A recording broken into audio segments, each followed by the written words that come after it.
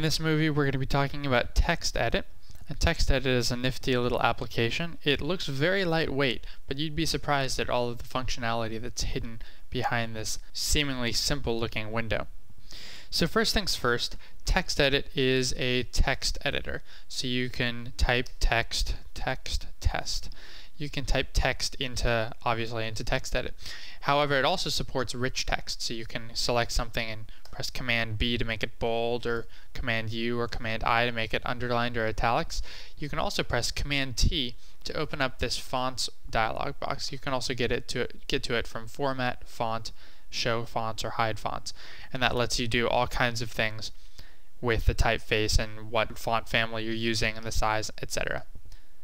Now, another really neat feature that TextEdit has is you can select things in unusual ways. So for example, normally you would be able to select like this.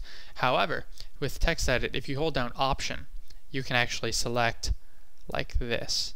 Now that's extremely useful in this case because let's say I want to send an email off to these 5 people. I can just hold down Option, select their email addresses like that, and press Command C, copy it, and then in a new window I can press Command V to paste it. And now I can take that and I can add it to a mail client. I can also do a find and replace. So if I copy that hard return there, I can go to find and replace with Command F, paste in that hard return, and I want to replace any hard return with comma space. If I press replace all of these line breaks will be replaced with comma space.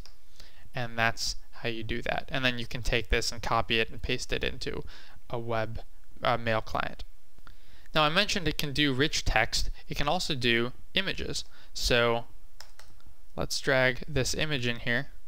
And it's a huge image that I have. I haven't shrunk it down to prepare it for this document at all. But the point is that it works.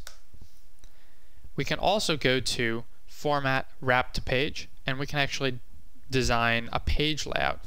We can see our margins here. We can also set them. We can set how much we tab.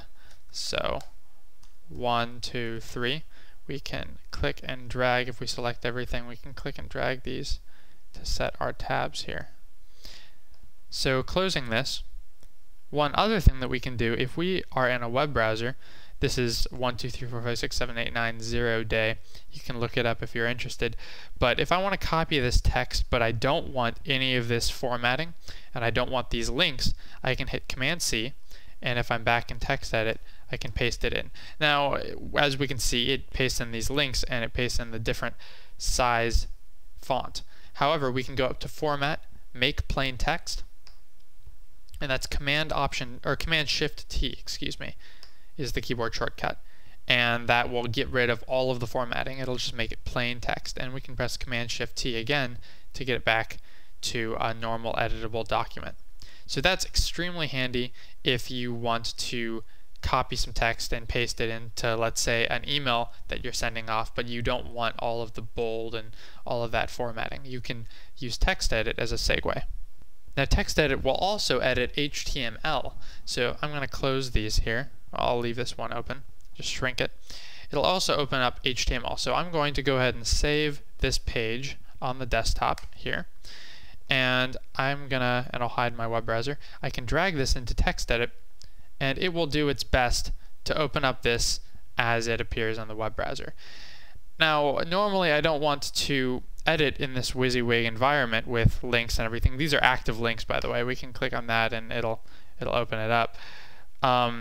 Instead, I want to edit the code, so I'm going to close this. Now, in TextEdit Preferences, you can set how it handles HTML files by default.